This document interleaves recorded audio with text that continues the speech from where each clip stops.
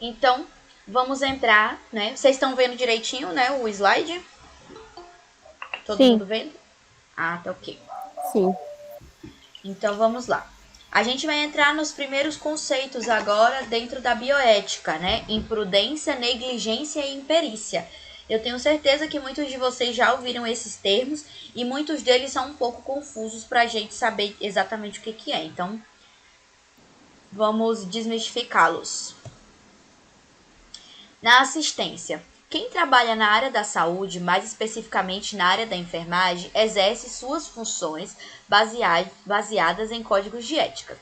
Relacionado a isso, o profissional deve estar constantemente atento em sua postura, sua comunicação, nos seus atos e, logicamente, na técnica que aplica no cuidado, assistência a seu paciente. Os conceitos. Imprudência são ações realizadas de forma precipitada, sem o devido cuidado. Sabe o que deve ser feito, porém não faz. Exemplo: o profissional da enfermagem conhece a técnica de higiene das mãos, porém não realiza todas as etapas, ocasionando uma infecção, né? Então, a imprudência é quando nós sabemos, nós temos toda a questão do conteúdo, a gente sabe o que é para ser feito, mas nós não fazemos. O que a gente vê muito por aí, principalmente na questão da lavagem das mãos.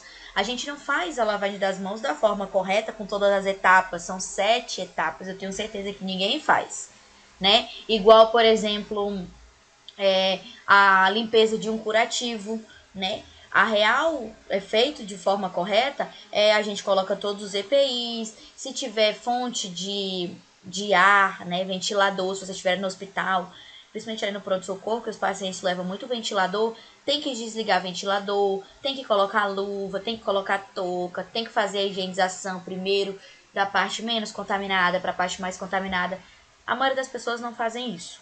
Igual quando vai fazer acesso, eu vejo profissionais fazendo punção, acesso sem luva, que é a técnica incorreta. Então, isso pode ocasionar um problema tanto para mim como profissional, quanto para o meu paciente, que eu posso levar uma fonte de contaminação para ele, né? Ó, os exemplos mais comuns de imprudência são antecipar o horário de um medicamento, né? Acontece muito, por exemplo, quando porque tudo tem um objetivo. Se aquele medicamento tá para aquele horário, principalmente em um ambiente hospitalar, ele tem um motivo. Ele não foi lá colocado aleatoriamente porque tem que ser feito às 2 horas da tarde, porque é padrão. Não, porque ele tem uma vida útil. Todo medicamento ele tem uma vida útil e quando ele chega ali naquele pico específico, ele precisa ser renovado, que aí é o momento do pico dele, é o momento que chega a próxima dose da medicação. Vocês vão ver isso em farmacologia. Então, é incorreto a gente antecipar ou a gente passar do horário, né, de medicação. Não pode, mas acontece muito. Às vezes o pessoal quer sair mais cedo, aí vai sair do plantão ali 7 horas, aí 5 horas faz todas as medicações e rapa do plantão 6 horas. Então, isso daí, né, é um modo de imprudência. Deixar de administrá-lo no horário correto ou ainda administrar o medicamento erroneamente.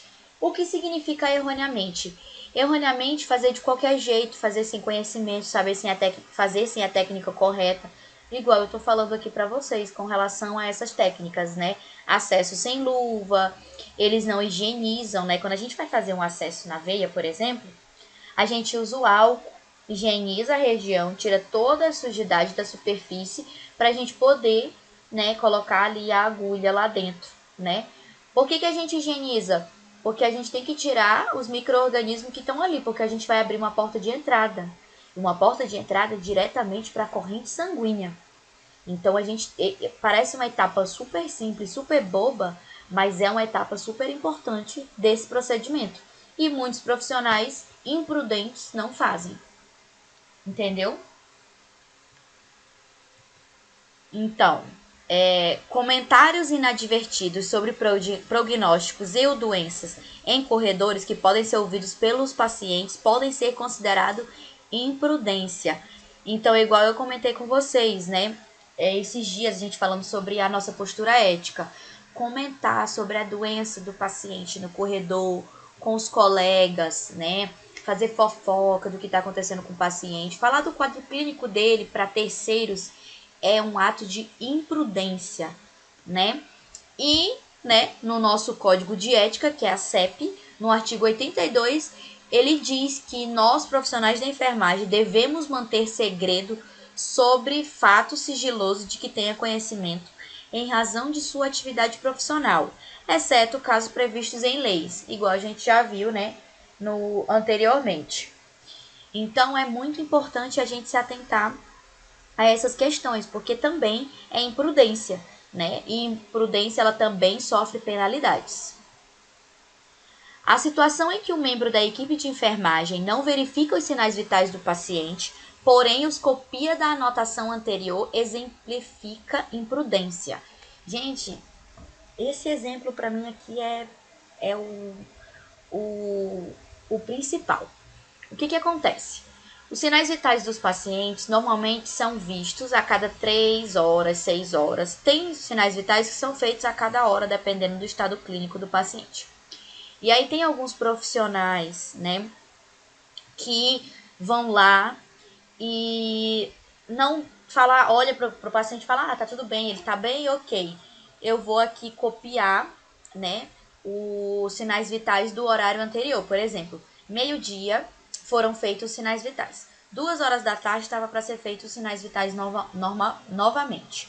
E aí eu vou lá, 2 horas da tarde o paciente está bem, eu vou lá, vou copiar, né, o que tem escrito no de meio-dia, porque eu acho que o paciente está bem, então eu vou lá e copio.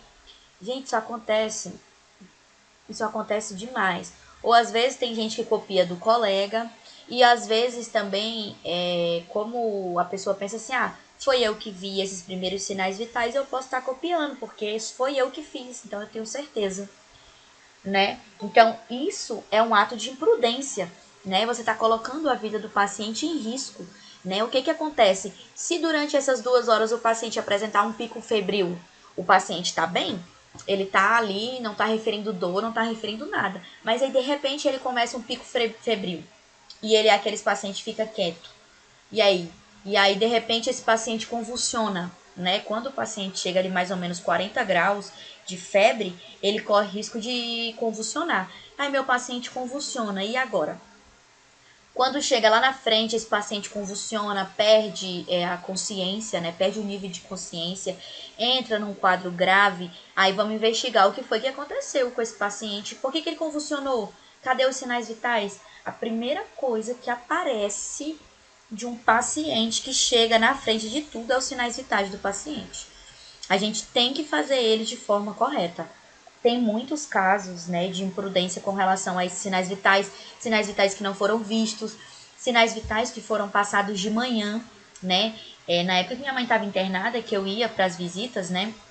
A primeira coisa que eu exigia era os sinais vitais. Eu, como membro da família de um paciente, eu pedia, e aí, como é que tá os sinais vitais dela? Teve febre? Como é que tá a pressão, batimento cardíaco, saturação? Eu enchia, bombardeava ele de perguntas. E aí, sabe o que acontecia? A primeira internação que ela ficou, né, na observação. Eles não me davam sinais vitais atualizados. Eu fazia visita à tarde e os sinais vitais eram da manhã. Então, tu imagina como é que ficava a minha ira, eu pegando os sinais vitais totalmente alterados. Porque o paciente, principalmente hoje, o paciente COVID, os sinais vitais deles são feitos a cada 2 horas. Porque eles oscilam, e oscilam muito rápido. O paciente rebaixa muito rápido, a saturação cai, assim, em questão de minutos. Eu posso ver a saturação agora, daqui a 2 minutos ela muda, né?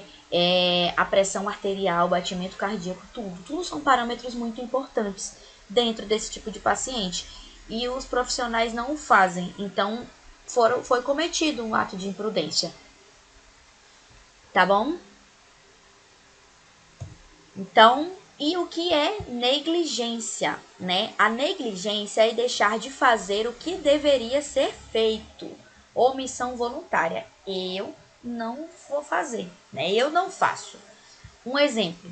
O profissional da enfermagem deve realizar a leitura detalhada da prescrição médica, seguindo a primeira meta internacional de segurança do paciente. Qual é a primeira meta de segurança do paciente? Identificação correta, né? Eu preciso pegar o prontuário e identificar se aquele prontuário é realmente daquele paciente do qual eu estou cuidando. Porém, não o faz, causando erro na administração dos medicamentos com dados irreversíveis à saúde do paciente, né? Então, no caso da negligência, são coisas que deveriam ser feitas e não são feitas. Igual essa questão da medicação. Por exemplo, quando a gente tem uma prescrição da medicação, ficam vários prontuários, né, ali no plantão, e a gente vai fazer, né, vai preparar as medicações. Sempre, sempre, sempre olhem no prontuário nome do paciente, porque às vezes as folhas ficam soltas, né? O prontuário fica ali algumas folhas soltas e se misturam. Então sempre verifiquem nome do paciente, o leito do paciente, confiram o nome completo, porque tem gente da Silva, é um negócio Maria do Socorro da Silva Santos. É um nome tão comum que às vezes muda um detalhe. E às vezes tem 4 Maria do Socorro da Silva Souza no teu plantão. E como é que tu vai diferenciar a Dona Maria? Por conta do prontuário, número do leito, patologia. Então a gente tem que ter esse discernimento, né? A negligência, ela é exatamente isso. Quando eu tenho que fazer uma coisa e eu não vou fazer, né? Eu estou negligenciando o atendimento ao meu paciente. Por exemplo, o paciente está ali, né? E ele precisa de atendimento, está referindo dor, por exemplo. Meu paciente está no plantão e ele está referindo muita dor. E eu tenho uma medicação lá na prescrição dele que está prescrita se dor, né? Uma dipirona, a gente pode estar fazendo a administração da dipirona se ele referir dor. Ele está me referindo dor e eu não faço nada. Eu tô cansada, tô lá no meu plantão sentada, então eu estou negligenciando o atendimento ao meu paciente, tá? A maior parte do que é dito ou feito pela enfermagem fica fora de qualquer documentação escrita e desta forma no esquecimento, pois a informação que não for registrada é informação que será perdida e, portanto, não contabilizada e mais dificilmente será reconhecida. Este aspecto demonstra a negligência da enfermagem para com a sua prática, a sua própria prática, pela constatação da insuficiente documentação ou registro das experiências ocorridas no decorrer da jornada de trabalho. Então, aqui é um fato de negligenciar com nós mesmos. Igual eu estava comentando no começo da aula com a colega, né? A arma da enfermagem é a caneta. Nós precisamos documentar tudo. Tudo que é feito com o paciente, a gente documenta, né? Se a gente não documenta, acontece isso aqui. A informação é perdida, ela é esquecida, ela não é uma informação fidedigna, né? Ah, doutor, ou o familiar, foi feito tal coisa com o paciente. Ah, foi feito? Ok, cadê no prontuário? Não, então não foi feito. Se não está escrito no prontuário, não foi feito. Ah, o paciente referiu dor. A gente administrou uma dipirona, ok, mas no prontuário não está marcado que foi feita a dipirona. Então ela não foi feita. Entendeu? Tudo que tem que estar no prontuário, porque senão nós estamos negligenciando o nosso atendimento, a gente está negligenciando o paciente, estamos negligenciando o nosso serviço, o nosso trabalho, a importância dele. Então ele só vai ser considerado feito quando ele está dentro do prontuário. Aqui, a higienização das mãos deve ocorrer antes e após o contato com o cliente, antes de calçar as luvas e após retirá-las, entre um cliente e outro, entre um procedimento e outro, ou em ocasiões que possa existir transferência de patógenos para o paciente e ou o ambiente, entre procedimentos com o mesmo cliente e após o contato com sangue, líquido corporal, secreções, excreções, né? Isso é um exemplo de uma coisa que a gente tem que fazer e não é feita, tá? A higienização das mãos, né? Lá no caso de imprudência, eu vou fazer o procedimento, mas eu não faço ele da maneira correta. O exemplo que a gente deu lá foi a higienização das mãos. A gente higieniza as mãos, mas a gente não faz os passos corretos. A gente não faz os certos passos, não lava punho, não lava tudo direitinho. Já na negligência, né, eu nem sequer chego a lavar as mãos antes do procedimento. Entenderam? Então, dentro do termo prático do exemplo é esse. Na negligência, eu negligencio. Eu sei que deve ser feito, mas eu não vou fazer. Eu não faço antes de tocar no paciente, eu não faço depois. Principalmente quando eu vou de um leito para o outro, eu também não lavo as mãos. Hoje, em tempos de Covid, né, esse é o melhor exemplo de higienização das mãos, que é muito importante eu fazer todos os passos e eu lavar as mãos, principalmente quando eu tiver contato de um paciente para o outro. Quando a gente tem contato com excretas, sangue, secreção, normalmente a gente sempre está de luva, né? E a gente acha que aquilo ali protege. Tirou a luva, pronto, acabou, vou pro próximo paciente. Não, eu preciso lavar as minhas mãos, tá? Outro exemplo de negligência são descuido de material coletado de paciente, né? Quando a gente vai coletar, por exemplo, urina para exame, sangue para exame, eu deixo de qualquer jeito, eu não identifico direitinho, eu não levo direto para o setor, né, do laboratório, eu deixo jogado lá na bancada. Isso é negligenciar o material. Quebra de material hospitalar, quando eu não tenho cuidado no meu material, né, eu quebro essas coisas, também é negligência, né? Não atendimento às solicitações do paciente, igual eu estava contando para vocês. O paciente vem, tá referindo que está sentindo uma dor e eu negligencio, eu não faço nada. Sendo que ele tem na prescrição dele todo o protocolo para a gente fazer se ele tiver dor, mas eu não faço, né? Não manter a vigilância necessária do paciente, causando-lhe danos. O paciente ele precisa, né? Por isso que tem essa questão dos sinais vitais, para estimular a gente sempre estar indo ao leito do paciente, está indo ao leito do paciente. Se eu recebo plantão, saio do plantão, não olho nem na cara do paciente, eu estou negligenciando ele. Eu não vou saber como é que ele tá, entendeu? E aí a gente tem o Hein, professor? conceito. Pode falar. Desculpa. Pode Voltando ao falar. assunto lá das anotações lá, eu estava pensando aqui agora, pode acontecer também do medicamento ser aplicado 2 vezes, né? Caso não anote. Isso, por causa de uma imprudência. Exatamente. Justamente por isso que tem no prontuário para a gente fazer essas anotações.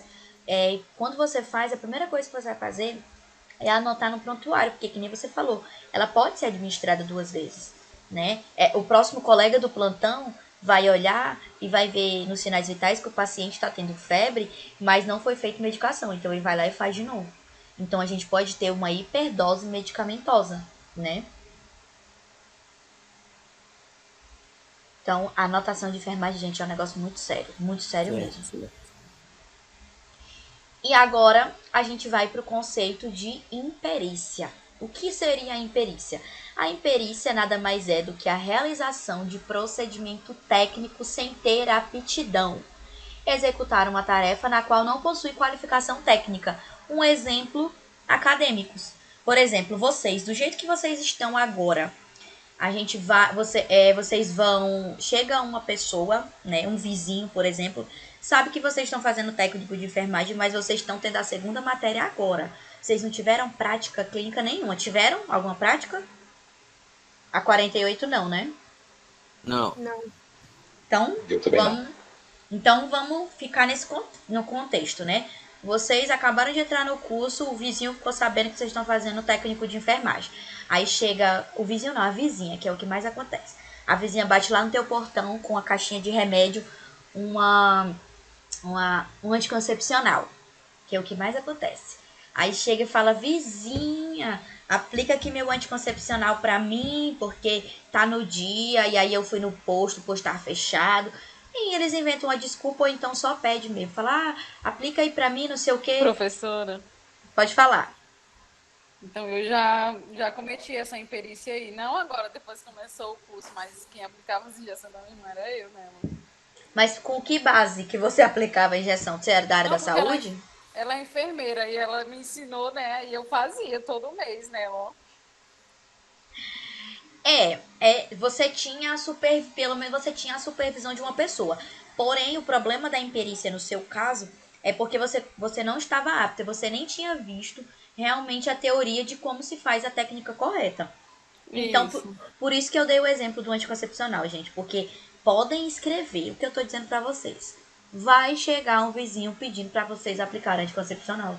Quando vocês sem vocês saberem, sem saber a técnica, antes mesmo de ver a teoria. Depois que a gente tem uma base teórica, a gente precisa treinar. Isso é verdade. Mas antes de vocês terem o básico de farmacologia, é considerado imperícia. Vocês fazerem um procedimento sem ter o conhecimento. Minhas duas primas estão se furando quase todo dia agora. Mas elas são da área? Então, elas estão fazendo também. Pois é, Aí elas mas já estão aí na prática já.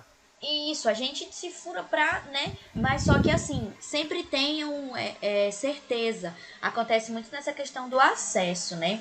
Por exemplo, você tem ali mais ou menos uma noção de como é que faz, aí chega alguém e pede, faz um acesso aqui pra mim. E muitas vezes você faz inseguro, né? Dilui medicação, aplica essas medicações para dores, a gente faz. Mas você nem, às vezes você nem sabe para que serve a medicação, entendeu? Vocês sabem para que serve, por exemplo, chegar para vocês uma ceftriaxona? Não sabe para que serve uma dexametasona intramuscular, um diclofenaco? Sempre chega, gente, um vizinho com as ampolinhas lá que pegou na farmácia pra gente aplicar. E se vocês não souberem como é que faz a técnica e às vezes sabe como é que faz a técnica, mas não sabe para que nem que serve a medicação, porque às vezes a gente sabe a técnica, né? A intramuscular é super fácil, igual a colega falou, né? Até ensinaram para ela. Mas aí você sabe a técnica, mas tu não sabe para que serve a medicação. Isso é imperícia, porque você não sabe a reação que vai dar naquele paciente. Você nem sabe se ele já tomou, se ele é alérgico e se der uma reação. Então a gente tem que ter respaldo. Só façam as coisas que vocês souberem, que vocês tirem certeza. A colega disse que ela mesma aplicou anticoncepcional nela. Rapaz, tu é boa, ó, Márcia, porque eu não tenho coragem não. Olha que eu tenho anos na profissão, mas eu mesma não faço em mim, acredita? Eu não consigo. Não, Hugo, não pode aplicar nada, tá doido, é? Você não tem a técnica. Tu quer colocar em risco a vida da tua mãe, que é a pessoa que te gerou. Você querer fazer um procedimento sem técnica, Porra, Hugo, a mãe, cara. não é? Logo a Quer mãe. matar a mãe. Assiste aula no YouTube, pô. Pega Parece que um eu tô aula no irmão, uma YouTube. Pensa irmã, uma direito. prima. Não, gente. Logo a Façam. mãe, cara. A gente gosta de treinar, mas É o mãe, né? passem pela técnica. Aconteceu comigo, sempre acontece, né? Aconteceu comigo assim, eu nunca tinha aplicado bezetacil e eu já tinha tido a teoria, né, toda bonitinha da aula. E na aula a gente fez algumas aplicações, mas não era bezetacil, era medicação e tudo. E eu já apliquei anticoncepcional, mas eu nunca tinha aplicado bezetacil. E a bezetacil é uma medicação, ela é uma medicação mais chatinha, ela tem todas umas particularidades. E aí meu irmão tava fazendo um tratamento pra febre reumática, né? E aí ele tinha que tomar as doses todas bem direitinho. Aí chegou uma dose que era num dia de noite, ele trabalhava o dia todo, não conseguiu ir no posto. Aí sobrou pra mim. Aí eu cheguei da faculdade, me esperando pra fazer essa bezetacil. Aí eu liguei pra uma colega, eu com medo, porque eu tinha. Aí eu abri o slide da aula de novo. Não, peraí que eu sei. Aí eu abri o slide, aí li sobre bezetacil, aí pesquisei. Aí revi a técnica de intramuscular que eu já tinha feito, só que eu tava com medo, né? Principalmente por ser uma pessoa da minha família. Aí eu li tudo, eu revisei para eu não cometer uma imperícia. Eu revisei todo o conteúdo, eu sabia toda a teoria. Eu liguei para uma colega minha da faculdade que era técnica de enfermagem lá no pronto-socorro. Eu falei, amiga, tô com a bezetacil aqui, a ampola tá assim, assim, e eu sei que faz assim, assim, tá certo? Aí ela, não, amiga, tá certo, pode fazer, faz desse jeito que não entope e tal. Aí eu fiz e deu certo.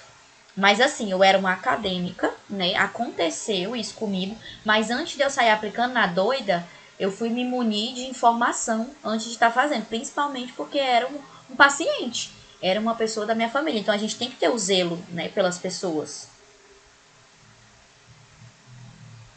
Nas práticas, dentro A do gente vai laboratório, treinar são um no outro. vocês. A gente vai treinar um no outro. Ou no outro mesmo, tá? E não tem essa de aí, negócio de ser furado. Comigo no estágio, vocês furam uns os outros e de vez em quando fura até eu. Eu tô com um roxo aqui, acho que não dá pra ver. Eu tô com um roxo aqui no meu braço porque um aluno meu errou minha veia, menino. Ficou roxo a semana todinha. Só não deu um cascudo nele, não. Não, gente, porque tá Ah, aprendendo, eu vou né? chorar então, que eu sou chorando. Professora, Oi, professora, pode falar. deixa eu tirar uma dúvida com a senhora. Que acho que, a senhora acha que a gente aprende mais assim na prática do que na teoria? Ou como é que é a experiência da senhora aí?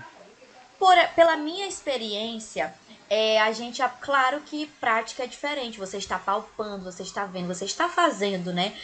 Quando a gente faz, é diferente. Porém, para nós irmos para a prática, nós precisamos estar munidos de teoria. É igual eu dei o meu exemplo aqui para vocês.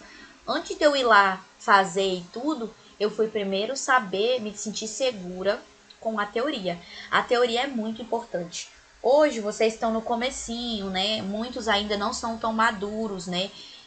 Não, vou fazer isso aqui de qualquer jeito ou não. Né? Quando a gente está começando o curso, a gente é um pouco imaturo com relação à teoria. A gente acha que é sempre mais importante a prática. Né? Sempre as melhores notas, as notas de teoria são mais baixas, as notas de prática são lá em cima, porque o aluno dá o gás. Só que depois de um tempo que a gente começa a atuar na prática clínica, que você começa a olhar para o paciente e perceber que as suas falhas estão justamente na teoria, aí você começa a dar mais importância para a teoria, entendeu? Não, eu sei fazer a prática, mas eu preciso estar munido da teoria. Eu digo por experiência de colegas de profissão que formaram comigo que eram péssimos na teoria, né? E na prática, na nota de prática se virava, fazia e acontecia no estágio, mas quando chegaram no ambiente de trabalho, apanharam e apanharam muito, porque não sabiam teoria, sabiam a prática, sabiam que tinha que fazer um acesso, mas não sabia para que fazia o acesso, nem para que servia a medicação, entendeu? Então a gente precisa estar munido dos dois. Então estudem a teoria e coloquem em prática, sempre que vocês puderem, coloquem em prática.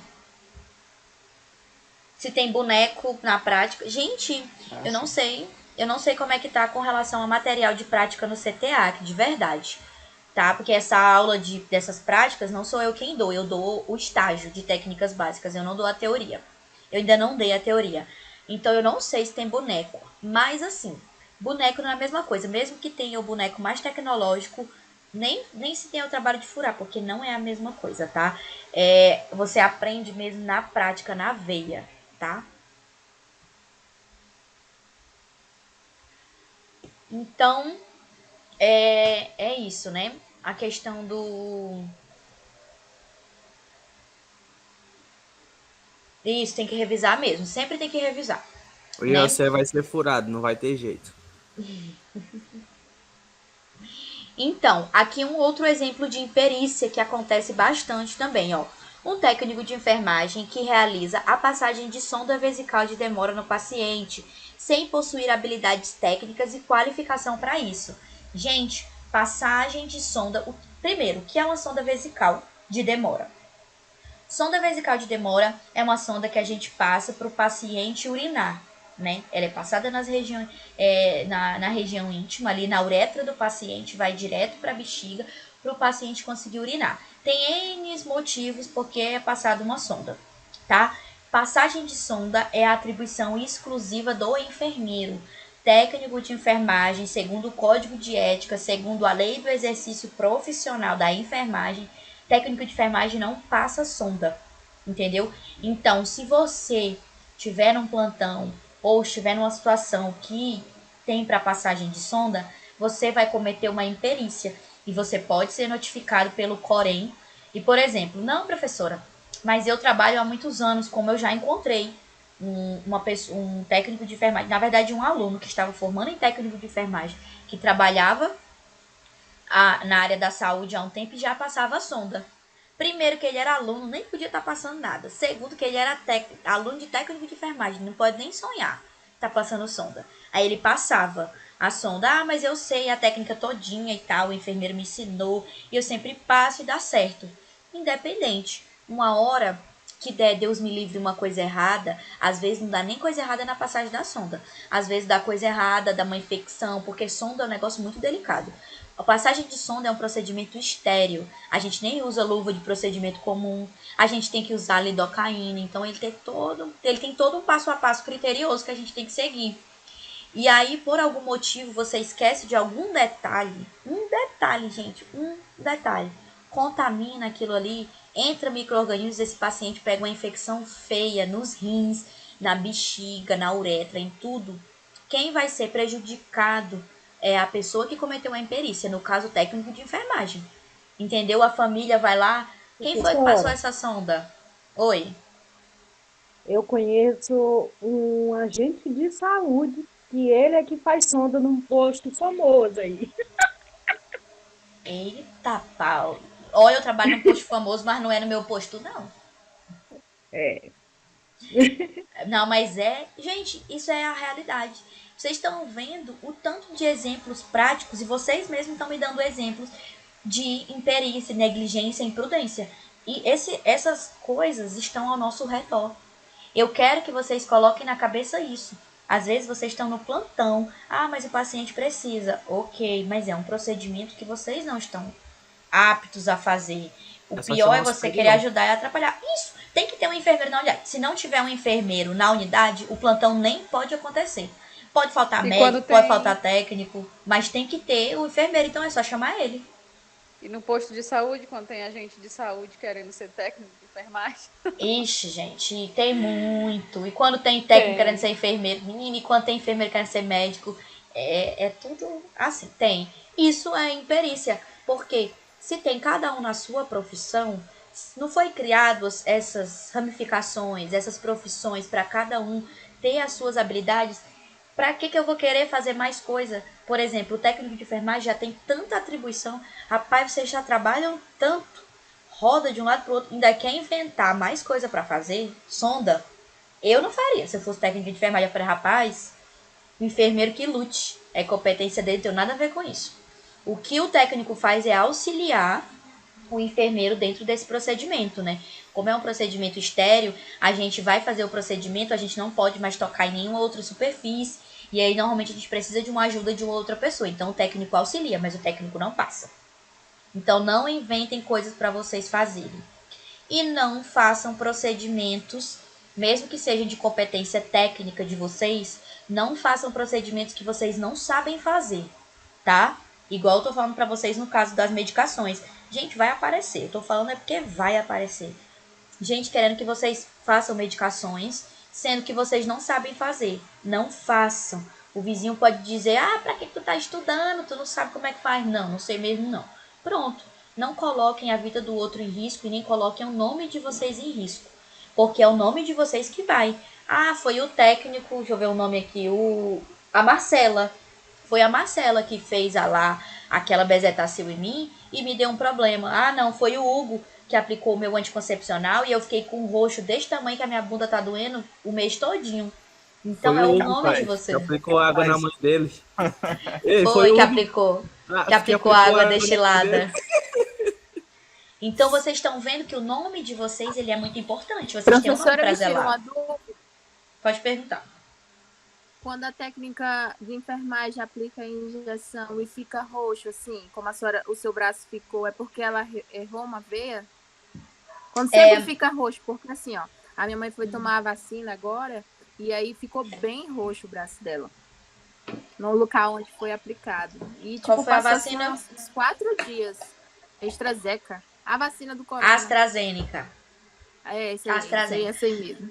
Não, gente, nesse caso não é incorreto, porque assim, a gente sabe que vacinas elas têm várias reações, tanto no tecido cutâneo, quanto reações dentro do organismo. Então, ficar roxo, ficar doendo, ficar vermelho, ficar uma bola, em algumas vacinas é normal. Por isso que eu perguntei até qual era a vacina. Tem vacina que não é normal ter esse tipo de coisa, tem vacina que é. Entendeu? Entendi.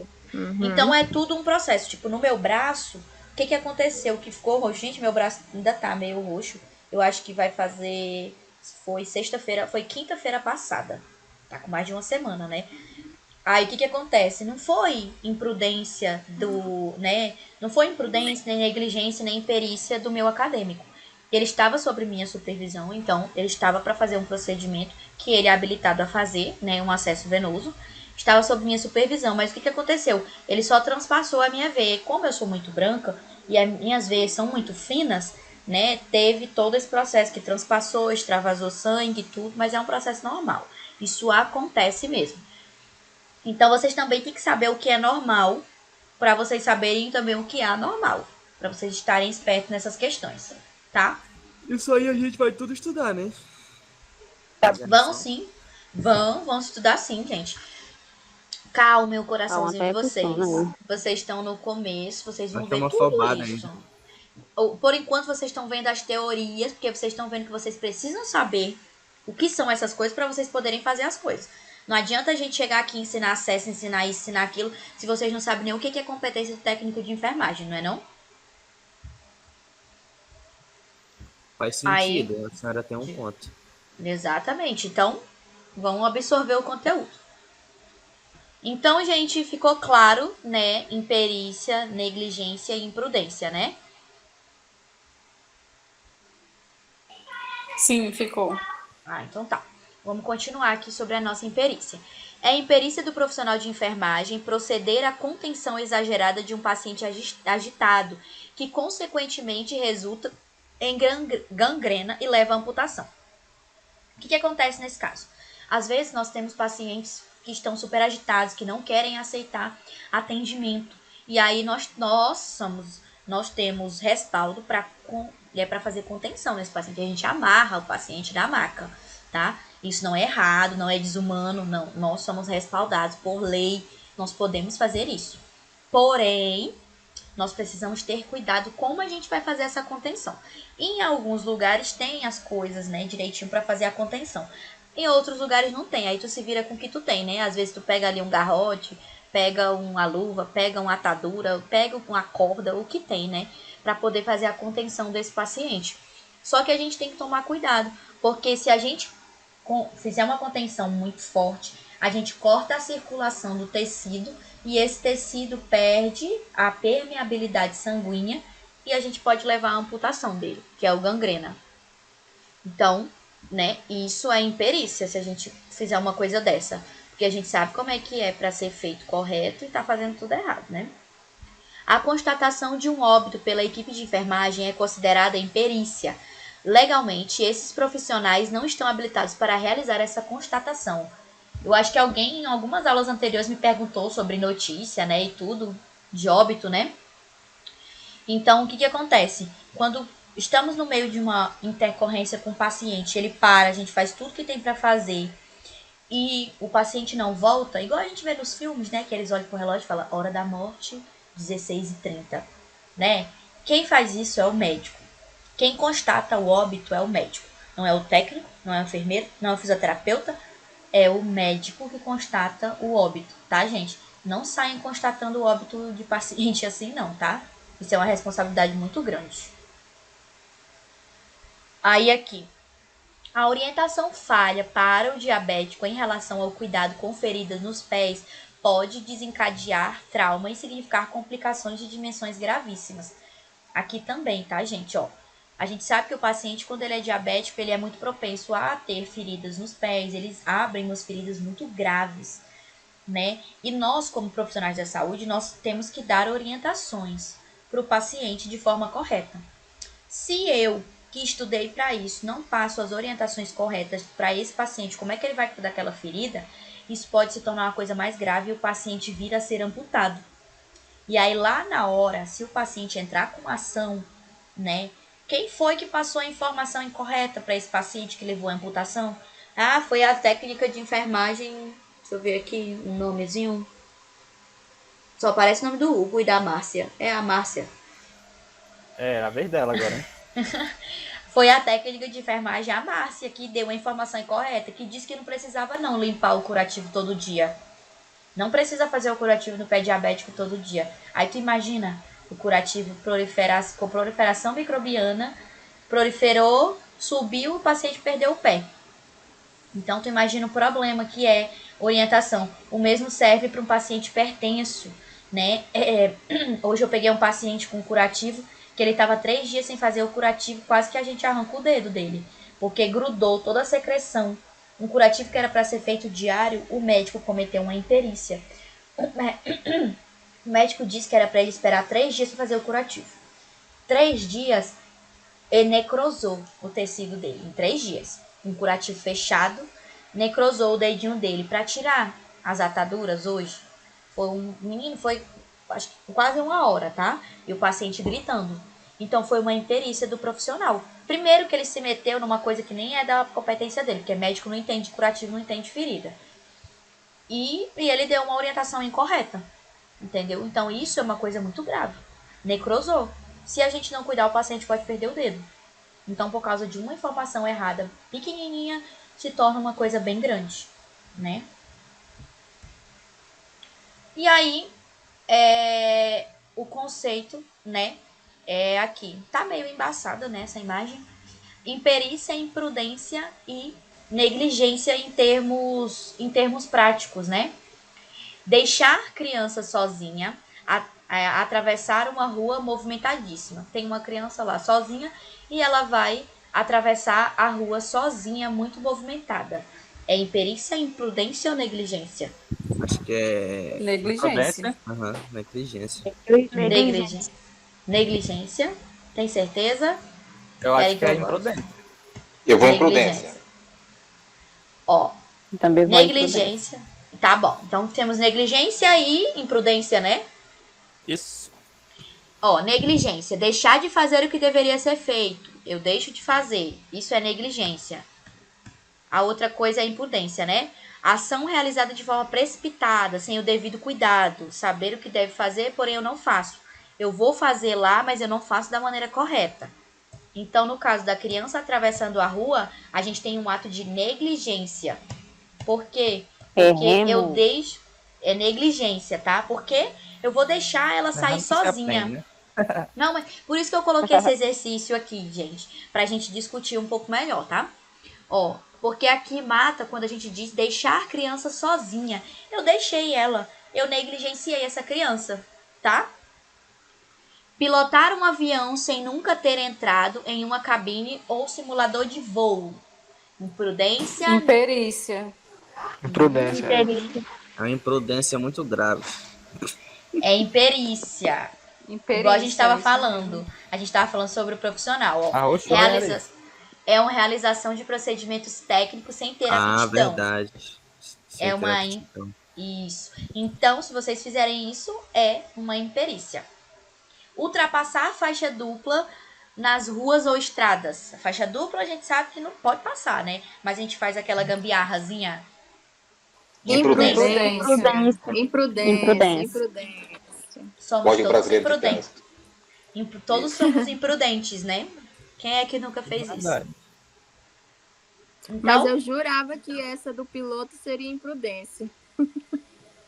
no caso, é porque assim, a imperícia é quando a gente não tem o conhecimento técnico. Então, por isso que eu deixei esse exercício, porque às vezes esses três conceitos, eles são muito parecidos. Em alguns exemplos, nós temos os três conceitos, em alguns exemplos a gente tem dois, e em alguns exemplos a gente tem só um.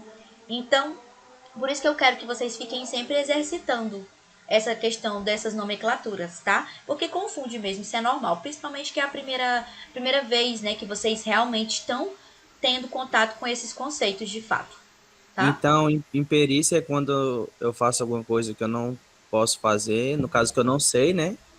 Imprudência é quando eu faço alguma coisa errada. E negligência é quando eu deixo de fazer alguma coisa que era para me ter feito. Isso. Pode crer, Termos então. práticos. Ótimo, você pegou o feedback. O macete. Isso mesmo, tá? Tirar 10, maninho, hoje. E aí, os perigos da ingenuidade ética, né? O que acontece? Muitas vezes, igual eu falei pra vocês, no caso da imperícia, mandam vocês, no caso técnico de enfermagem, o enfermeiro vai lá e manda vocês passarem uma sonda. E aí, quando a gente vai lá, fiz porque me mandaram. Não sabia que não podia fazer. Eu recebo ordens. Isso são as três coisas que a gente mais escuta quando são pegos, principalmente casos de imperícia, né?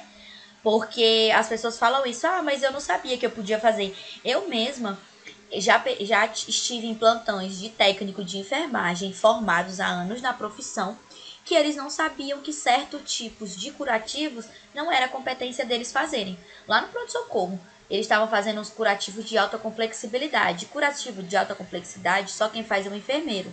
O técnico faz só curativos de baixa complexibilidade. E aí eles não sabiam disso. Quando a gente falou, eles ficaram tipo, meu Deus, não sabia. Então, para vocês verem, né, como que é as coisas. Professora, E aí... Oi, pode falar. o que é um curativo de alta complexidade? Que eu não consegui nem terminar. Um curativo de alta complexibilidade é um curativo que exige um pouco mais de conhecimento científico. Não é somente aquele curativo que a gente vai limpar, por exemplo, uma lesão por pressão que eu comentei com vocês, aquela escara, quando o paciente fica muito tempo numa posição, aí começa a abrir o tecido e abre, abre, abre. Aquilo dali é um curativo de alta complexibilidade. Por que ele é um curativo de alta complexibilidade?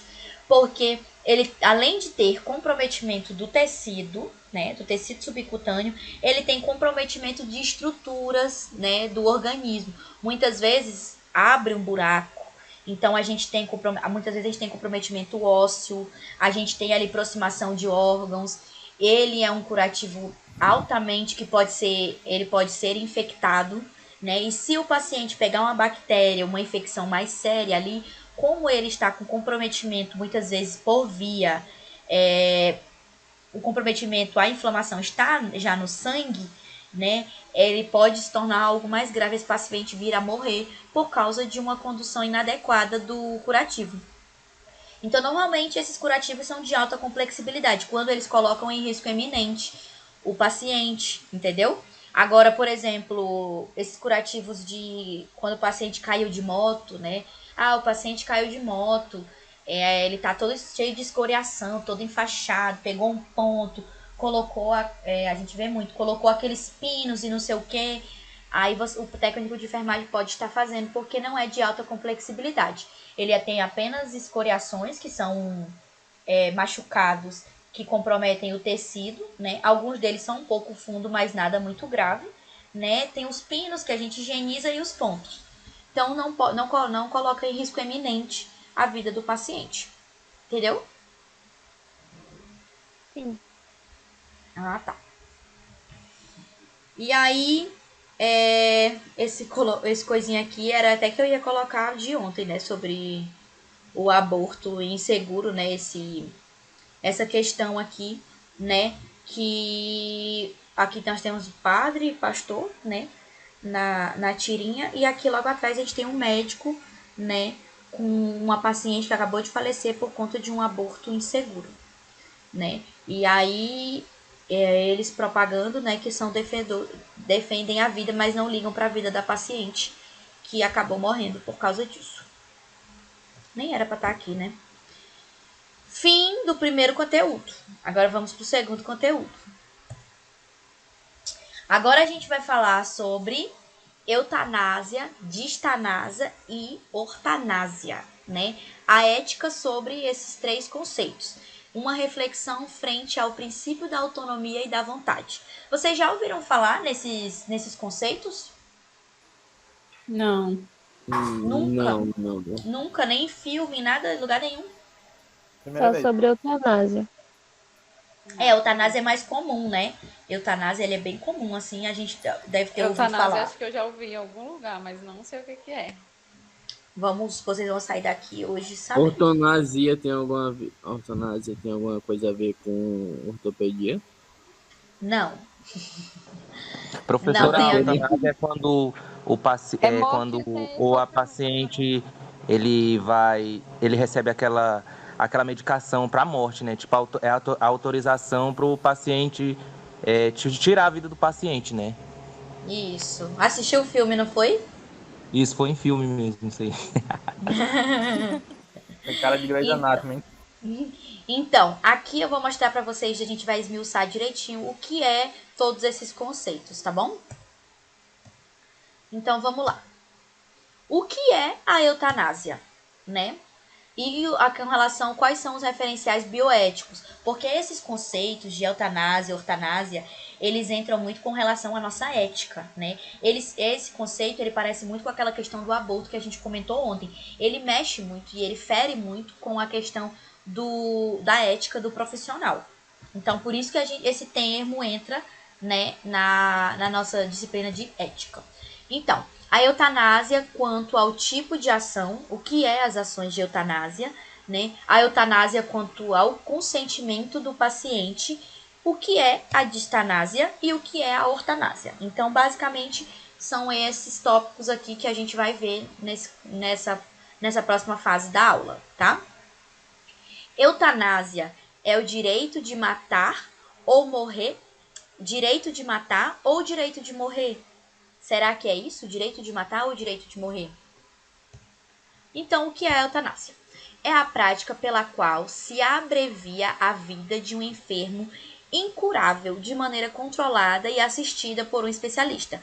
Essa prática, né, é proibida no Brasil e considerada homicídio.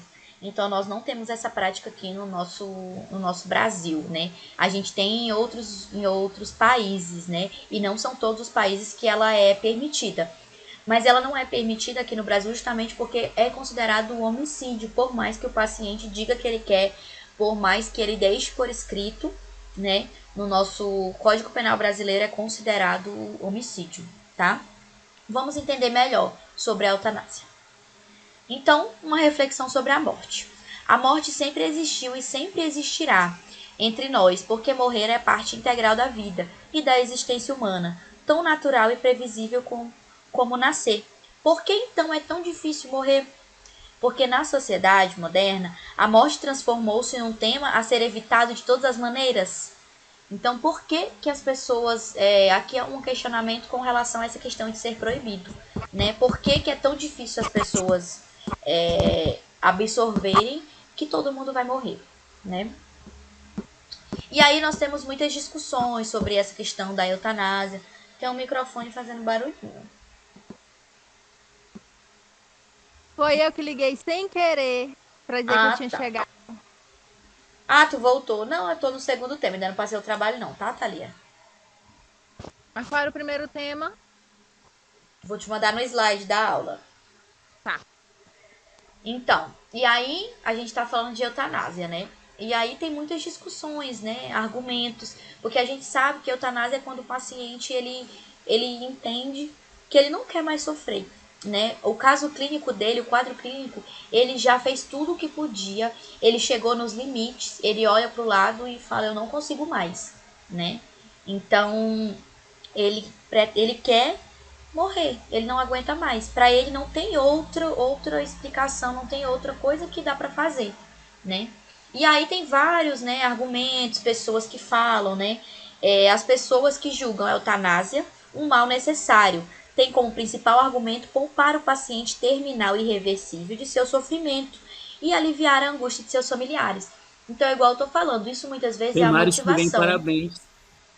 Isso, exatamente, porque é uma forma, né, que eles viram de tentar conter esse sofrimento do paciente, tá? Ele descansar finalmente. Mas no caso, essa eutanásia ela é aplicada tipo assim, quando a pessoa, vamos supor, ela entra em um coma, passa muito tempo. Pode ser aplicado no caso? Pode ser aplicado Acho que pela no caso família. Do coma é desligar os aparelhos, né? Não, no caso do coma. Não, tipo, tem os tipos de eutanásia. Desligar os aparelhos. Desligar os aparelhos é a mesma coisa de eutanásia, não, né? Porque eutanásia é um medicamento, né?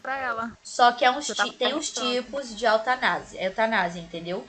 Nós temos vários tipos de eutanásia que eu vou esmiuçar para vocês direitinho, que aí vocês vão entender qual é o fato de se desligar, qual é o tipo de eutanásia que se enquadra no desligamento de aparelhos, entendeu? Não, mas praticamente é o que o Cauã tava falando. Eu tava querendo questionar, porque assim, a pessoa sofreu um acidente, entrou em coma, tá tipo 1 a 2 anos e ele não sabe mais se vai viver ou não. Aí chega o médico e pergunta o que é o aparelho. Ai, tem o microfone ligado que tá muito barulhento, gente. Não é o meu não, porque eu tô falando. Tá, aí no caso, seria um de eutanásia, então. Isso, é uma forma de eutanásia, sim. Mas o médico ele não pode sugerir. Porque quem sofre mais não é nem tanto o paciente. Tem que ser pela família, né? Isso. É o familiar, porque o paciente tá em coma, não tem porra nenhuma. Mas exatamente. Tem alguns pacientes em comas, ele escuta, sei lá, alguma coisa assim. Tem várias teorias, né, com relação a isso. Tá, pode prosseguir. Então, são... Quem é que vai falar? Não, era só uma pergunta, professora.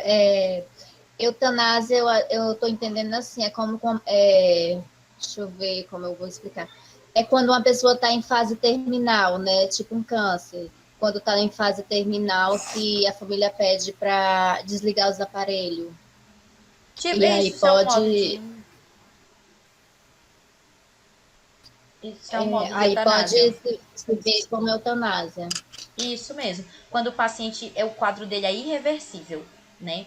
É irreversível, não tem mais o que fazer, e aí eles optam por esse fato. E aí é considerado eutanásia. Ah, tá bom. Tá? Então, são raciocínios que participam da defesa da autonomia absoluta de cada ser individual. Direito à escolha pela sua vida e pelo momento da morte, né? Esses são os argumentos a favores que são usados, né? Uma defesa que assume o interesse individual acima da sociedade, que nas leis e códigos visa proteger a vida. Então, nós entramos em outro questionamento com relação a proteger a vida, porque nós somos pró-vida 100%. Mas, de repente, chega um caso desse para interromper a vida, né? Como é que ficam as coisas? E os argumentos contras. Muitos são os argumentos contra a eutanásia, desde os religiosos, éticos até políticos e sociais. Ponto de vista religioso. A eutanásia é tida como uma usurpação do direito à vida humana, ou seja, só Deus pode tirar a vida de alguém. O ponto de vista da ética médica. Tendo em conta o juramento de Hipócrates, lembra que eu falei dos juramentos ontem? E todos nós fazemos o juramento, né? O de Hipócrates é da medicina, né? Nós da enfermagem, nós fazemos o juramento de Florence, tá? E aí, segundo o juramento, no qual considera a vida como um dom sagrado, sobre o qual o médico não pode ser juiz da vida ou da morte de alguém, né? E isso vale para todos os juramentos. Então, é a mesma coisa daquela coisa do aborto, né? Que nós não somos ninguém para estar tirando a vida dos outros. O dilema ético para os profissionais da área da saúde. A eutanásia representa atualmente uma complicada questão de bioética e de biodireito, pois enquanto o Estado tem como princípio a proteção da vida dos seus cidadãos, existem aqueles que, devido ao seu estado precário de saúde, desejam dar fim ao seu sofrimento, antecipando a sua morte. E nesse caso, como agir perante o princípio de autonomia do doente? Como agir perante o direito de viver? Então, imaginem-se dentro de um caso desse, né? A gente não sabe nem o que fazer, nem o que pensar. Nós somos pró-vidas, mas e o paciente, o direito de escolha sobre a vida dele, sobre a questão dele, né? Classificação de eutanásia quanto ao tipo de ação. Então, agora a gente vai entrar nessa fase que vocês querem saber, né? O que é considerado eutanásia de tal coisa, né? Eutanásia ativa. O ato deliberado de provocar a morte sem sofrimento do paciente por fins misericordiosos. Eu ia falar misteriosos, ó. Por fim, misericordiosos. Trata-se da ação pela qual se põe fim à vida de uma pessoa enferma, com um pedido do paciente ou a sua revelia. O exemplo típico seria a administração de uma overdose de medicamentos com a intenção de pôr fim à vida do enfermo. É também chamada de morte piedosa ou suicídio assistido. Então, a eutanásia ativa, né, é aquela que é muito usada em outros países mais desenvolvidos. É uma dose medicamentosa. É parecido com aquela... quem está no corredor da morte, nos Estados Unidos, eu acho que vocês já ouviram falar, que eles tomam aquela injeção letal, que não sente dor, nada, só apaga a injeção letal. Vocês já ouviram falar, né? Já. Eutanásia ativa é tipo aquilo. A diferença no corredor da morte é que ele não escolhe morrer, né? Ele vai morrer por conta do processo. Mas a injeção é tipo aquela, é uma injeção letal, que leva o paciente a morrer sem sofrimentos.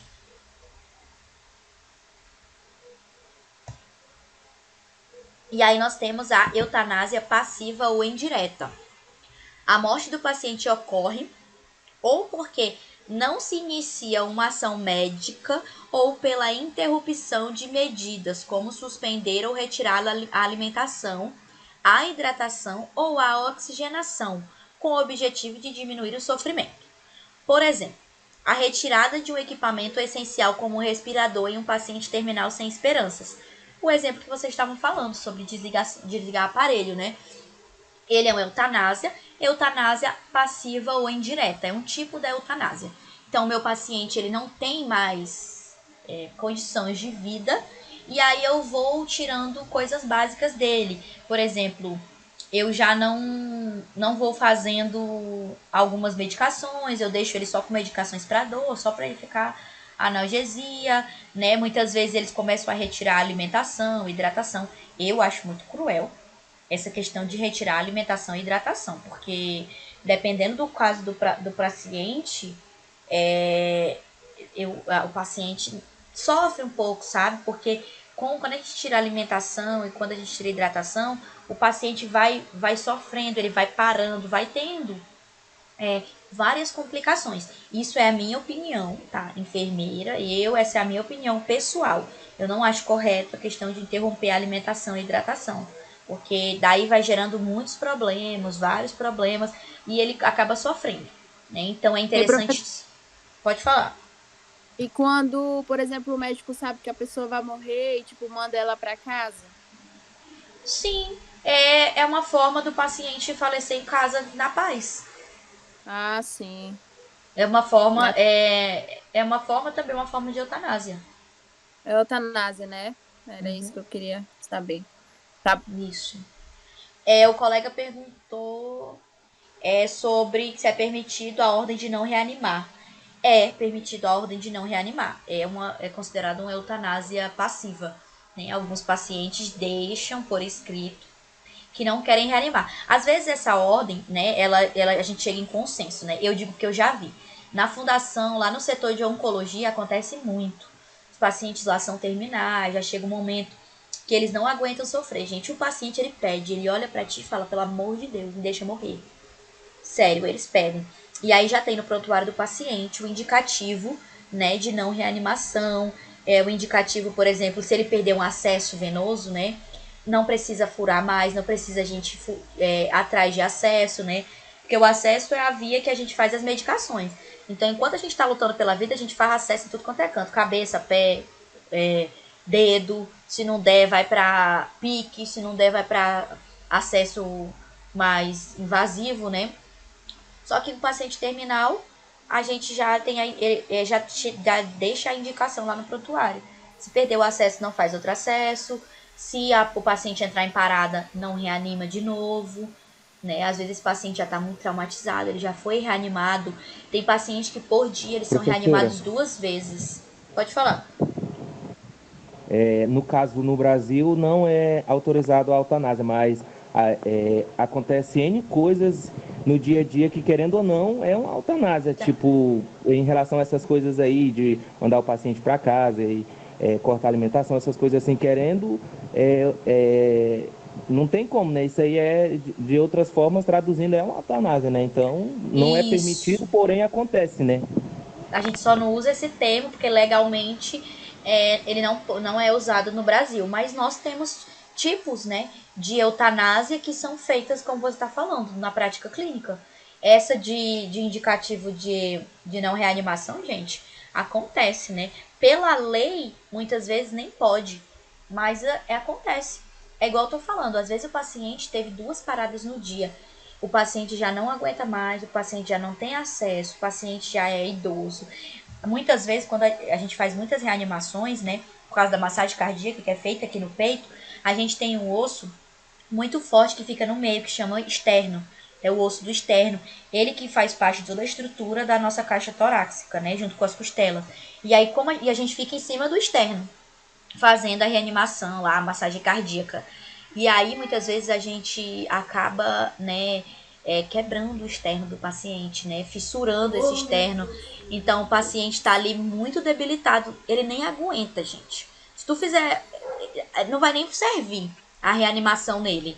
Então, muitas vezes é conversado com a família sobre isso. A gente conversa com a família, só um minutinho. A gente conversa com a família, explica o caso, né? Olha, o seu pai, a sua mãe, independente ali, ele está nesse quadro clínico, é irreversível, e nós precisamos, nós não temos mais condições de continuar os cuidados. E muitas vezes a gente já vai deixando a família ciente disso desde o início. Não é um baque, tipo, a gente não vai mais reanimar o teu pai. Não, isso não pode, né? A gente já vai fazendo o acompanhante, né, a familiar, acompanhar todo o processo para quando acontecer esse momento, ele entende. E muitas vezes é até ali, fala, não, ele precisa dessa paz. Pode falar, quem ia perguntar. A massagem cardíaca, quem é que faz? O enfermeiro? Quem viu Quem viu o paciente parado? Profissional da saúde. Enfermeiro, técnico, médico, fisioterapeuta, auxiliar de enfermagem, pessoal da recepção. Quem vê? Claro que seja habilitado, né? A gente não vai cometer uma interícia. Aí eu não sei fazer, eu não vou pra cima do paciente ficar lá só fazendo coisa. Porque, que nem eu falei, vocês podem vir a quebrar a costela, né? Pode vir a quebrar o externo. Então, mas Tipo, quem vê... tem curso de primeiros socorros, no caso, pode fazer. Deve fazer. Porque se você não fizer, você está deixando de prestar socorro. Isso é crime. Tá? Mas quem vê, gente, quem detectar primeiro, tá passando ali pelo corredor, detectou que o paciente teve uma parada, já vai para cima, tá? Não tem atribuição específica. Essa é uma atribuição de salvar vidas. Então, todos os profissionais da área da saúde são habilitados a fazer, tá? Até não da área da saúde também, né? Igual a gente vê bombeiros e pessoas aleatórias mesmo, porque eu acho que todo mundo tem que ter uma noção mesmo de técnicas básicas. Então, a eutanásia passiva, todo mundo entendeu, né? Agora a gente vai para a eutanásia de duplo efeito. Quando a morte é acelerada como uma consequência indireta das ações médicas que são executadas visando o alívio do sofrimento de um paciente terminal. Por exemplo, a morfina administrada para a dor pode provocar depressão respiratória e morte. Então, nós temos o paciente terminal, ele já sabe, todo mundo já sabe que ele vai vir a falecer, e aí a gente começa, igual eu estava falando, a gente começa, o paciente que sente muita dor, né, a gente administra medicações fortes para ele ter uma qualidade enquanto ele está em vida, para ele não sentir tanta dor, para ele não sofrer tanto. Visando diminuir o sofrimento desse paciente, a gente vai começando a fazer dosagens e dosagens e dosagens da morfina. Tem paciente que fica correndo morfina no soro o tempo todo, de horário. A gente não vai lá e só administra a morfina. Ele fica correndo, termina uma bolsa de soro, coloca outra, termina uma bolsa, coloca outra, termina uma bolsa, coloca outra. Porque ele sente muita dor, né? Então a gente não para. A morfina, ela tá na prescrição bem certinha, que ela tem que ser feita de horário. Acabou uma, coloca outra. Acabou uma, coloca outra. Então, nós como profissionais, vamos lá e fazemos. O médico prescreve de acordo com o que tem que ser feito. Nós como profissionais vamos administrar de acordo com o que tem que ser feito. E, infelizmente, por causa da dosagem alta de morfina, ela é uma medicação muito forte. E aí ela vai começando a entrar... Os pacientes podem entrar em depressão respiratória. O que é? A respiração ela vai ficando mais lenta, porque ela analgesia o corpo todo. Pelo fato dela gerar uma analgesia no corpo todo, algumas funções fisiológicas do nosso organismo vão começando a funcionar de forma mais devagar. O coração vai batendo de forma mais lenta, a respiração de forma mais lenta, né? A circulação, ela tá circulando ali de forma mais lenta, tudo fica mais devagar por conta da medicação. Isso é uma coisa normal de acontecer. Porém, o paciente já está debilitado, né? E aí ele começa a rebaixar, começa a fazer tudo devagarzinho, e aí ele começa a entrar em depressão respiratória, que é os níveis de respiração começam a baixar, até o momento que ele para e falece. Então aqui, uma eutanásia, ela não foi feita de forma, não, eu vou administrar aqui essa hiperdose, que o paciente vai parar, vai falecer e vai ser mais rápido. Aqui é uma eutanásia de duplo efeito. Eu fui querer fazer uma coisa e eu acabei tendo outro efeito, tá? Tipo um acidental.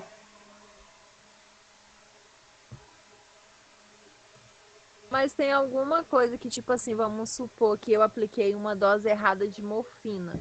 Tem algum outro medicamento que eu possa administrar no paciente para cortar o efeito? Olha, endovenoso vocês têm que ter muito cuidado, porque endovenoso é direto na corrente sanguínea, direto.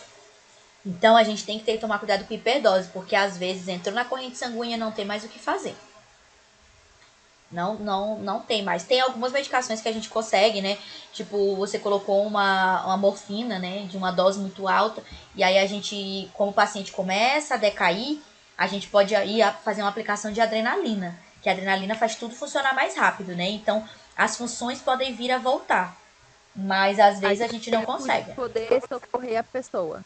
Isso, a gente faz uma administração de adrenalina para o paciente começar, né, os sinais vitais começarem a reagir, a gente ter tempo para conseguir pelo menos, porque o paciente vai entrar em parada, e a gente precisa pelo menos ali conter. Inclusive é do protocolo da parada cardiorrespiratória a adrenalina. Mas é assim, a gente tenta fazer algumas medicações, nem sempre dá certo, por isso que medicações endovenosas, qualquer medicação endovenosa, intramuscular, intradérmica, tudo é muito sério. A diferença das endovenosas é que elas têm uma ação imediata, o contrário das intramusculares, que são ações mais prolongadas. Entenderam? Então, quando entra na veia, tomem cuidado, porque é rápido e para reverter é mais difícil. E aí a gente tem a eutanásia voluntária, né? A eutanásia voluntária nada mais é do que quando a morte é provocada atendendo uma vontade do paciente.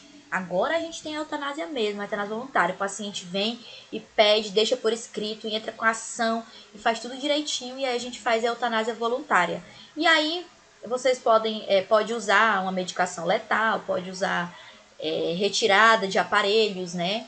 Independente, mas você está fazendo a vontade do paciente. Eutanásia involuntária, quando a morte é provocada contra a vontade do paciente, quando ele não sabe, né, que aquilo vai provocar a morte dele. Então é a eutanásia involuntária, isso é crime. E tem a eutanásia não voluntária, quando o paciente ou qualquer responsável é consultado ou não manifesta qualquer posicionamento sobre a decisão. Então, vou dar um exemplo aqui. A eutanásia não voluntária. Eu tenho um paciente terminal, não tem mais jeito e tudo.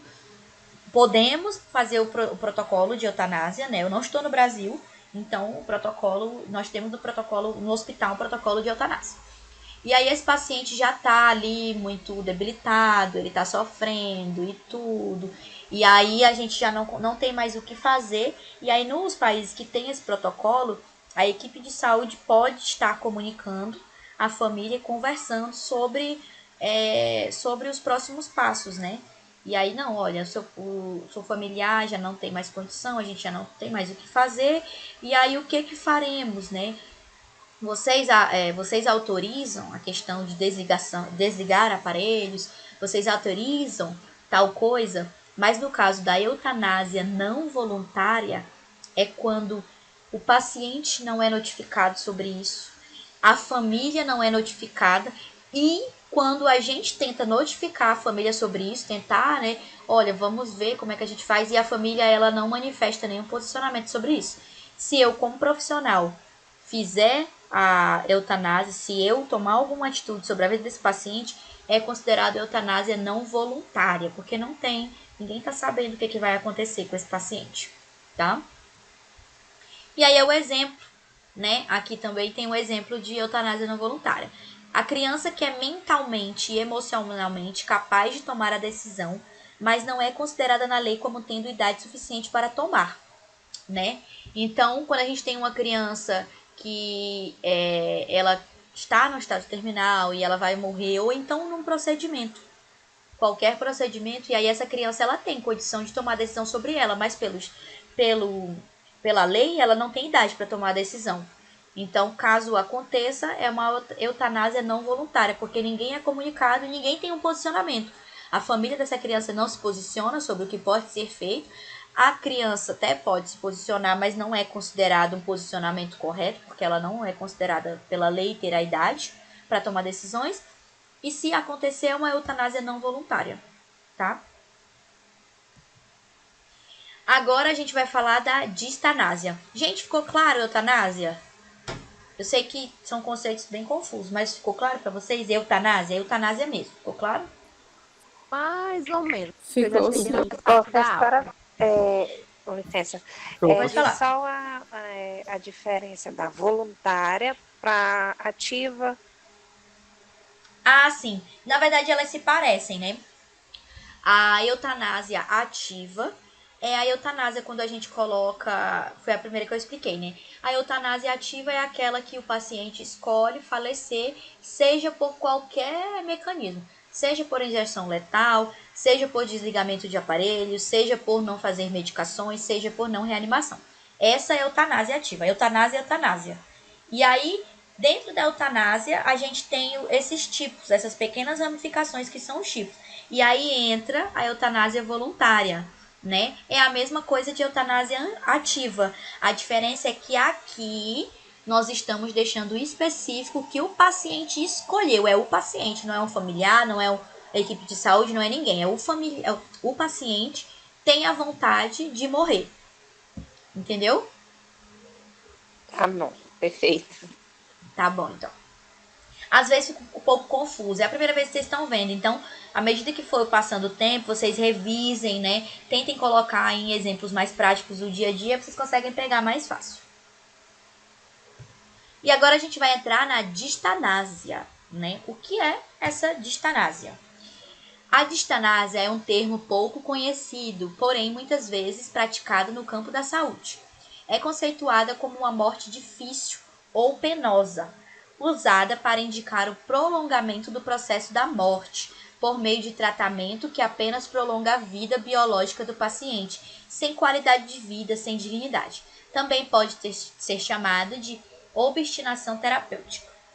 Nesse sentido, enquanto na eutanásia a preocupação principal é com a qualidade de vida que esse paciente ainda tem, né, a intenção é de se fixar na quantidade. Agora, na distanásia, né, a intenção é de se fixar na quantidade de tempo dessa vida e de instalar todos os recursos possíveis para prolongá-la ao máximo.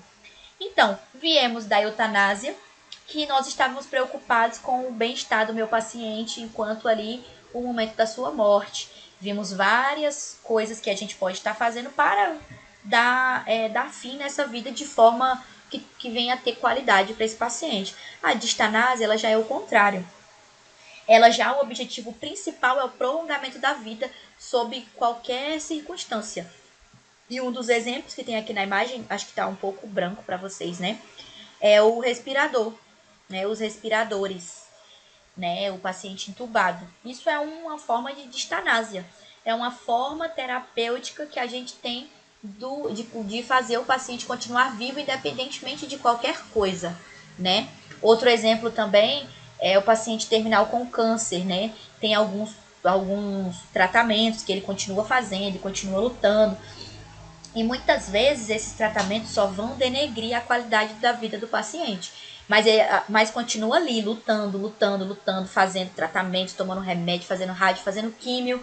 Isso também é um exemplo de distanásia. Tá ok, galera? Mais fácil a distanásia, né? Porque a distanásia está no nosso cotidiano brasileiro, né? A distanásia aqui no Brasil, ela é praticada ativamente. Ela é o inverso da eutanásia, pronto. Isso, a gente lutar pela vida até o fim. O direito de morrer de forma digna diz respeito a uma morte natural, com humanização, sem que haja o prolongamento da vida e do sofrimento, através da instituição de intervenções fúteis ou inúteis, que se reporta à distanásia, né? Então, muitas vezes, o paciente ele tem o direito de morrer com qualidade, com dignidade. Todo mundo tem o direito de morrer com dignidade. Então, algumas práticas da distanásia, elas não são muito benéficas para o paciente, né? É um prolongamento desnecessário.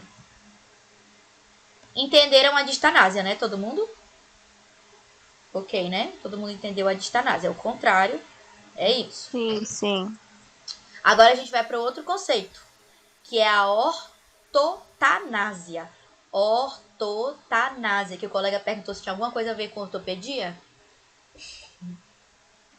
Então, vamos para a ortotanásia. O que é a ortotanásia?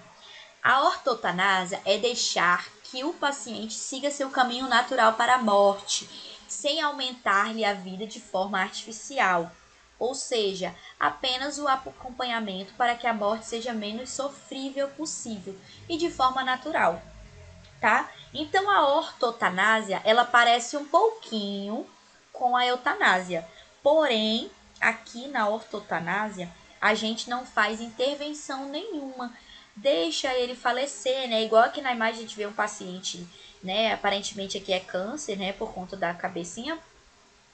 E aí a gente simplesmente deixa, a gente não entuba, a gente não coloca medicação, a gente simplesmente deixa ele seguir esse curso natural. Nós fazemos só apenas cuidados paliativos. Os cuidados paliativos são aqueles cuidados que nós temos com o paciente no fim da morte, para que ele tenha conforto ao morrer, tá? Então a gente faz a administração de medicações para a dor, a gente deixa ele confortável. A ortotanásia é considerada principalmente esse fato do paciente ir para casa. É ortotanásia, tá? É uma forma de eutanásia, mas especificamente de ortotanásia. Então eu mando ele para casa com as medicações para diminuir esse sofrimento dele, né? E aí ele continua no processo, né, que ele vai morrer de qualquer jeito. Eu só tô dando qualidade para essa morte e dignidade. Tá? Conforto para ele enquanto ainda resta tempo para ele. Isso, gente. E eu sou super a favor a isso, sabe? Só que é muito difícil, né? Eu sou a favor, mas em alguns casos é muito difícil você... Casos práticos é um pouco difícil. A percepção da enfermagem em relação à ortotanásia. Na prática profissional, é necessário que se esteja atento ao compromisso de proporcionar uma morte digna, mantendo o paciente assistido e confortável. Não é só porque ele vai morrer que eu vou deixar ele lá no leito e vou esquecer dele. Ou não é só porque ele vai morrer que eu vou mandar ele para casa e esquecer que ele existe. Ele continua sendo paciente, ele continua precisando dos meus cuidados. Eu não vou negligenciá-lo. Eu vou continuar dando qualidade para essa morte. Atualmente, a distanásia é um problema ético que interfere no desejo do paciente e da família, bem como no cotidiano dos profissionais da saúde, ignorando o momento de se investir no tratamento, né? No caso, a distanásia, tá, gente? A distanásia, ela é aquele processo que a gente continua lutando com todos os recursos pela vida do paciente, né? Por isso que ela é um problema hoje em dia ético. Porque você tá vendo, igual a gente discutiu, você tá vendo que o paciente não tem mais condição, que ele tá sofrendo, né? Mas continua ali lutando, né? Então é uma coisa complicada para os profissionais de saúde, tá? Em contraposição, na ortotanásia, o paciente deve ser atendido de maneira individualizada, sendo auxiliado em suas necessidades físicas, emocionais e espirituais, respeitando seu tempo de vida. Então, é igual eu tô falando, aqui é o momento da gente cuidar dele, da gente ter o cuidado paliativo. Se ele quiser ter a visita de um padre, igual a gente comentou nas aulas anteriores, né, de uma pessoa da sua religião, ele pode ter essa visita, para ele se sentir em paz. Então, a gente só tem que proporcionar conforto e dignidade, tá? E aí, aqui foi, né, o significado do morrer com dignidade Ai, gente, já tô bugada, ó. Ortotanásia, significado do morrer com dignidade na percepção dos enfermeiros do curso de especialização em unidade de terapia intensiva. Isso daqui eu tirei de um artigo científico para vocês entenderem melhor como nós profissionais nos sentimos com relação a esses termos, tá? Para vocês sentirem um pouco na pele. E aí, segundo essa revista americana, que eu não sei falar o nome, os profissionais podem atuar de forma efetiva na fase da terminalidade, junto à família e ao paciente, diminuindo sobremaneira o sofrimento, diminuindo o sofrimento. Cabe à equipe esclarecer as dúvidas, encorajar atitudes positivas, sobretudo ser sincera e acessível.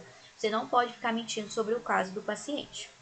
A presença dos familiares é vista como importante, não só para o paciente, mas também para a aproximação dos profissionais em busca de um cuidar mais digno. Esses profissionais irão proporcionar um elo entre familiares e paciente, procurando atender a seus anseios, medos e angústias. Os familiares tornam-se agentes desse processo em sintonia com os profissionais. Então, para vocês verem, né, como é que funciona esse processo do final da vida, quando a gente está praticando ali a ortotanásia, né?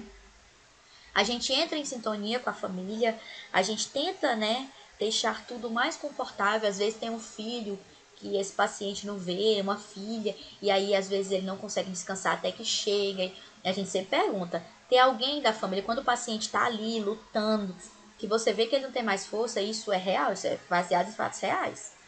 E a gente sempre pergunta para a família, tem alguém que ele brigou, um irmão, ou um filho que mora distante. Se tiver, manda chamar. E aí, às vezes, o paciente está esperando isso. A gente chega, né? Chega essa pessoa que estava faltando, ele se despede e ele fica em paz. Então, para vocês verem, assim, que é uma coisa incrível, né? Isso acontece mesmo. E é uma forma de você, profissional, se sensibilizar, né, com ele, se preocupar se está faltando alguém, porque ele ainda não descansou, ele não está em paz. E aí você cumpre o seu papel. O paciente resolve os problemas que ele queria resolver em vida e ele vai em paz, né? Então, nosso papel da enfermagem nesse processo é muito importante, para vocês verem como a enfermagem é incrível, maravilhosa, né? E, finalmente, fim, né, galera? Acabou o conteúdo. Pelo menos o conteúdo, né? Todo mundo entendeu, gente, o conteúdo? Tudo certinho? Sim. Deixa eu ver se eu entendi. A eutanásia, no caso, é quando, tipo, facilita para o paciente morrer, quando é desejo dele. A distanásia é porque faz de tudo para o paciente viver, aparelho, tudo mais. Isso. E a ortotanásia é esse treco aí mesmo. É quando a gente deixa o paciente seguir o ciclo da vida dele. Se ele vai morrer, de forma natural. Mas aí a gente só administra alguns medicamentos para aliviar a dor, para ele poder... Posso terminar, professora? Pode falar. Ela fica me interrompendo. Fala logo, criatura, que tu enrola demais. Porque a senhora fica me interrompendo, eu perco meu raciocínio. Agora já foi. Boa, professora. Ó, é isso. Segue o curso natural da vida. A gente só faz algumas medicações para ele não sofrer tanto. Entendeu? A diferença da eutanásia com a ortotanásia é só que a gente faz intervenção e a outra a gente não faz. A gente deixa ele seguir o ciclo da vida natural. Entenderam? Sim. Sim. Tá ok, Sim, então. um pouco. Tá ok, então. Bora exercitar. Agora. Ai, meu Deus. Vou passar o estudozinho dirigido pra vocês. Vou explicar o que eu quero no estudo dirigido, tá, gente? Pega leve aí, professora, hein? Eu não sei, não. Deixa eu aumentar aqui, que eu acho que fica um pouco pequeno pra vocês.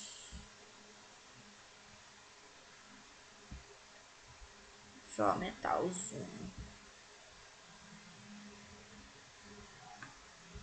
Tô até com medo desse trabalho, misericórdia. Gente, vocês são muito aperreadinhos. Calma.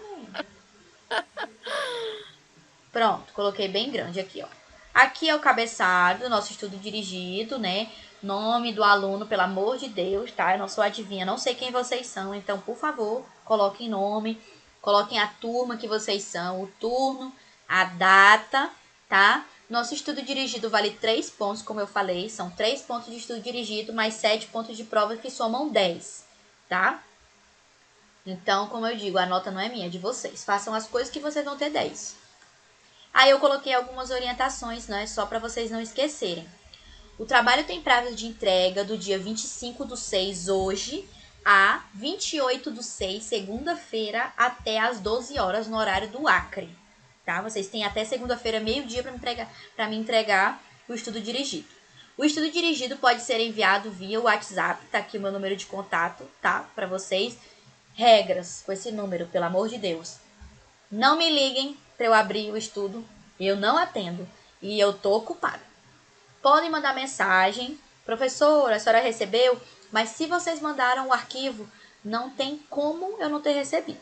E se eu não recebi, no momento que eu tiver, chegou a mensagem, no momento que eu tiver corrigindo, eu vou falar, ó, você esqueceu de me enviar o arquivo, manda para mim o arquivo.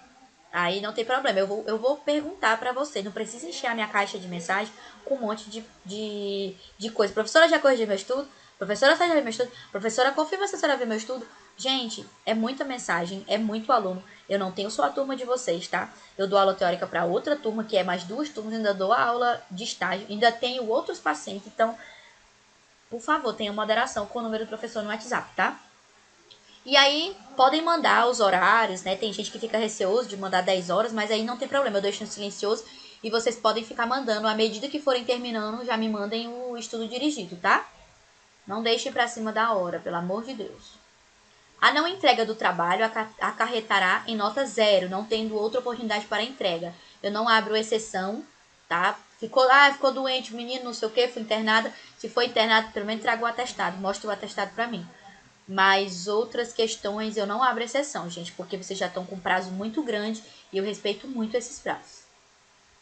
Pode ser enviado digitado ou escrito, tá? Eu vou mandar o arquivo em Word, e aí quem tem computador pode ir lá, digitar bonitinho e envia para mim. Ou quem quer imprimir, pode imprimir, fazer escrito, ou vocês podem fazer escrito direto no caderno, tá? E me mandar a foto. Fotos sem nitidez não serão corrigidas, tá? Eu preciso de foto nítida, eu não tô exigindo qualidade de câmera. Ah, professora, meu celular é ruim, não sei o quê. Não, gente, eu não tô exigindo a qualidade de um iPhone 12, não.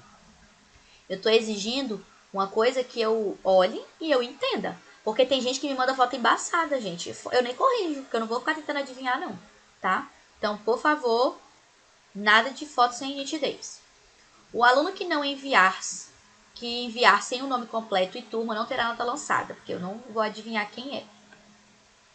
Trabalhos incompletos não terão nota total. Pessoal, eu coloco algumas questões para resolver. Tem gente que só resolve 1, 2 e deixa o resto. Não terão a nota total. Vou dar só a nota referente ao que fez. E agora vamos para o estudo dirigido de vocês. Atividade de pesquisa com resposta pessoal. De acordo com a aula sobre eutanásia, relacione o seu conhecimento adquirido e o caso real apresentado no filme Como Eu Era Antes de Você. Para quem não assistiu, recomendo que assista, tá? Então, o que eu quero que vocês façam no final de semana de vocês? Sentem, vão fazer pipoca e vão assistir filme. Olha como eu sou uma professora maravilhosa. Porque nesse filme, para quem não assistiu, ele retrata em termos práticos, né, a história, né, de uma pessoa que entra nesse processo para cometer a eutanásia. Então ele é todo, é um filme romântico, né, mas ele é todo, quero que vocês peguem a prática disso, né, ele é todo baseado nesse processo de eutanásia, e aí tem muitas discussões. Ele é interessante porque tem discussões éticas sobre isso. A família concorda, aí uma outra parte não concorda, e aí outras pessoas julgam, né? Então, aí tem a parte da religião. Então, é uma coisa muito interessante para vocês conseguirem entender com termos práticos o que é eutanásia. E aí, depois que vocês assistirem o filme, vocês vão responder as questõezinhas abaixo. Você é a favor ou contra a eutanásia? Aqui é a resposta pessoal de vocês. Na verdade, a atividade praticamente toda é pessoal. Eu quero que vocês botem a cabecinha de vocês para pensar. Vocês são contra ou a favor da eutanásia? Ah, eu sou contra por isso, por isso, por isso. Ah, não, eu sou a favor por isso, por isso, por isso. Coloquem aqui. A B. Se você estivesse junto à equipe de saúde para fazer o procedimento de eutanásia no paciente do filme, você faria? Então, tem lá todo o processo, né, no filme, contando a história. E se você estivesse lá, vocês fariam ou não? Então, eu quero saber a resposta de vocês. E a C. Se você, em sua prática clínica, tivesse um paciente em estado terminal e o mesmo solicitasse o protocolo de não reanimação, obedeceria o pedido do paciente ou lutaria pela vida dele? E aí vocês vão me dizer o que vocês fariam. Mais mão com açúcar não tem. Entenderam? Só isso, professora? Só isso, gente.